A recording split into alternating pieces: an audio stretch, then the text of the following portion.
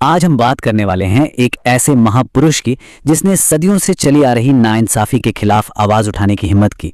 एक ऐसा इंसान जिसने जातिवाद की जंजीरों को तोड़ने का बीड़ा उठाया। जी हां, हम बात कर रहे हैं डॉक्टर भीमराव अंबेडकर की। उनका ये जो मंत्र है ना, शिक्षित बनो, संगठित रहो और संघर्ष करो, ये सिर्फ कुछ शब्द नहीं थे। अरे ये तो उनके पूरे जीवन के मिशन का निचोड़ था।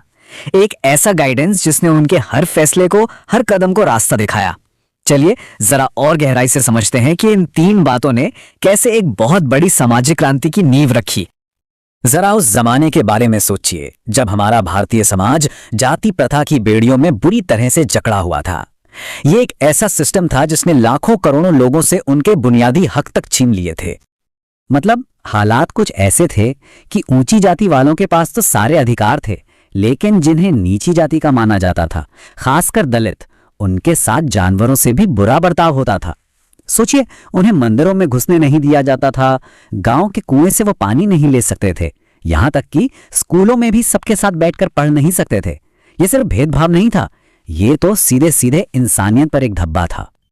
और ये दर्द, ये तकलीफ डॉक्टर अंबेडकर ने किसी से सुनी नहीं थी, बल्कि खुद सही थी। अपने बचपन में स्कूल में उन्हें क्लास में सबसे अलग, सबसे पीछे बिठाया जाता था, और जब प्यास लगती थी तो वो खुद पानी तक नहीं पी सकते थे।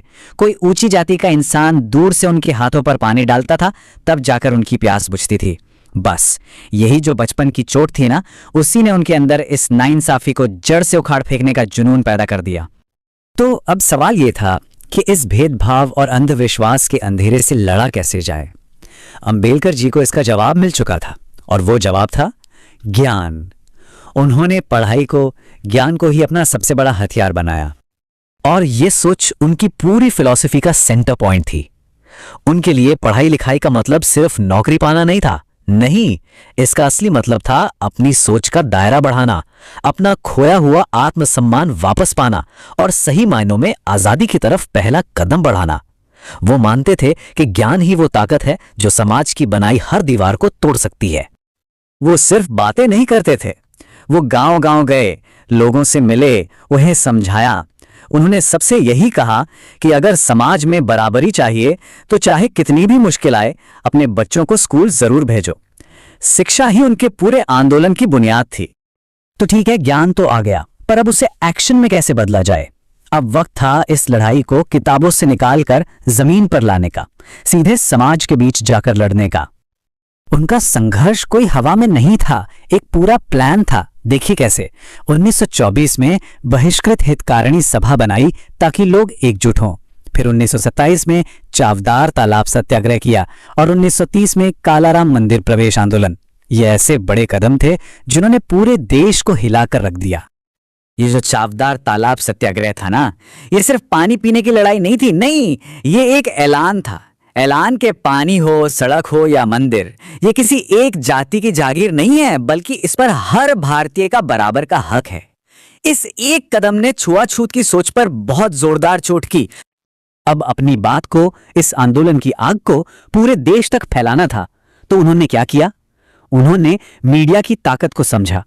मूक नायक, बहिष्कृत भारत और जनता जैसे अखबार निकाले, जिनके जरिए उन्होंने दबे कुचले लोगों की आवाज को एक नेशनल प्लेटफॉर्म दे दिया।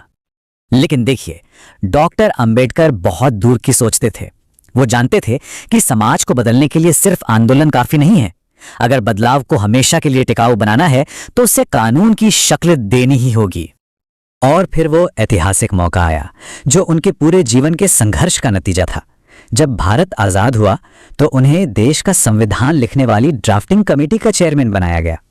ये उनके लिए एक सुनहरा मौका था, सामाजिक न्याय को देश के कानून में हमेशा के लिए दर्ज करने का। और उन्होंने वही किया जिसका सपना उन्होंने सालों से देखा था। उन्होंने भारत के संविधान में यह साफ साफ लिखवा दिया कि छुआछूत यानी कि अनटचेबिलिटी एक कानूनी जुर्म है, एक दंडनीय अपराध है। सोचिए, जिस जिल्लत को उन्होंने बचपन में सहा, उसे उन्होंने हमेशा हमेशा के लिए कानून की किताबों से मिटा दिया। लेकिन कहानी यहीं खत्म नहीं होती। डॉक्टर अंबेडकर का काम सिर्फ संविधान लिखने तक नहीं था। उनकी जिंदगी और उनके विचार आज भी हमें रास्ता दिखाते हैं। चलिए उनके कुछ ऐसे संदेशों पर नजर डालते हैं जो आज भी उतने ही जरूरी हैं। उनकी नजर में बराबरी का मतलब सिर्फ एक जाति या समुदाय के लिए नहीं था, वो कहते थे कि कोई भी समाज तब तक तरक्की नहीं कर सकता जब तक उस समाज की औरतें पीछे हैं। उन्होंने महिलाओं की पढ़ाई और उनके बराबर के अधिकारों के लिए भी जोरदार आवाज उठाई। और ये संदेश तो हम सबके लिए है जो जिंदगी में मुश्किलों का सामना कर रहे हैं। उनकी अपनी जिंदगी इस बात का सबसे बड़ा सबूत है कि अगर खुद पर भरोसा हो, मेहनत करने का जज्बा हो और हार ना मानने की जिद हो तो कोई भी मुश्किल बड़ी नहीं होती। तो अगर हम डॉक्टर अंबेडकर की पूरी जिंदगी को देखें तो उसका सार क्या निकलता है? सार बस इतना सा है, शिक्षा से हमारी सोच बदलती है, एकता से हमें ताकत मिलती है और संघर्ष से ही हमें हमारे अधिकार मिलते हैं। यही उनकी जिंदगी का फलसफा था और यही हर तरह की नाइंसाफी से लड़ने का रास्ता है। उनका दौर अलग था, उनका संघर्ष अलग था, लेकिन क्या आज हमारे समाज में कोई असमानता नहीं है? बराबरी, सम्मान और न्याय की लड़ाई तो आज भी जारी है। तो सोचने वाली बात यह है कि हम सब बाबा साहब की जिंदगी से सीख लेकर आज की नाइंसाफियों को दूर करने के लिए क्या कर सकते हैं।